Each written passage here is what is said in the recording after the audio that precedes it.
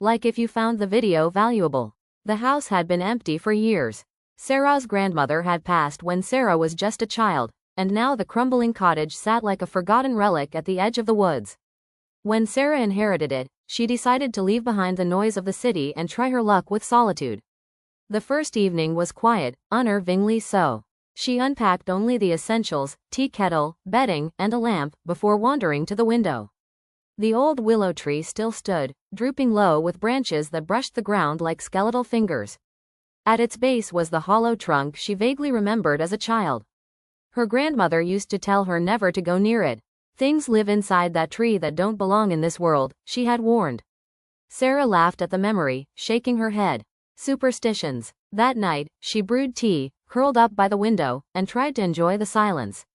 But silence wasn't what greeted her. Just after midnight, a sound drifted in through the half-open window, a faint cry. Not a fox, not the wind, but the clear sound of a child sobbing. Sarah froze. The cry came from outside, from the direction of the hollow tree. Her heart hammered as she leaned closer to the glass. The sound rose and fell, a muffled wail that tugged at something deep in her chest. Logic told her to stay put. Children didn't cry in the middle of empty fields at midnight. And yet, she couldn't shake the urge to go look. Instead, she closed the window tight, pulled the curtains, and told herself it was an animal.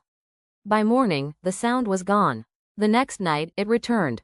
This time, the cry was louder, raw with desperation. She sat rigid in her chair, staring at the curtains. Something about the sound seemed directed at her, as though whoever, or whatever, was crying knew she was listening.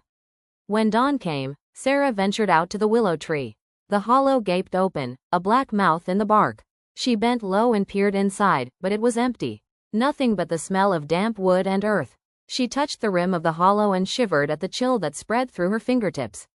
That night, the crying began again, softer, pleading. Sarah pressed her hands to her ears, but the sound seeped through, burrowing into her skull. "Help me." The words were whispered this time, tangled within the sobs.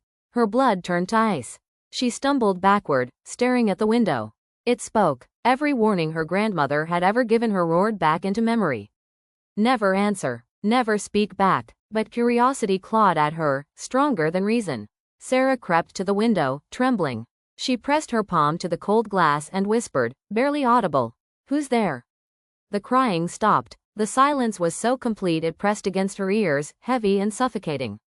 Then, slowly, the voice returned, no longer a sob, but a low, rasping chuckle. "You hear me now." Sarah staggered back. The willow branches outside shuddered though there was no wind. The hollow seemed darker, stretching impossibly wide. From its depths, something shifted, something pale, long-fingered, pulling itself closer to the edge. Sarah screamed and stumbled away from the window, knocking the lamp to the floor. Darkness swallowed the room. From outside came a new sound, not a cry, not a chuckle, but the heavy drag of footsteps moving toward the house. She scrambled to relight the lamp, her hands shaking violently. The flame flickered to life just as the doorknob rattled. Her grandmother's warning thundered in her head. It waits for someone to answer. Sarah's whisper had been the invitation. The door creaked open, the lamp sputtered out, and in the suffocating dark, the hollow cry rose again, this time from inside the house.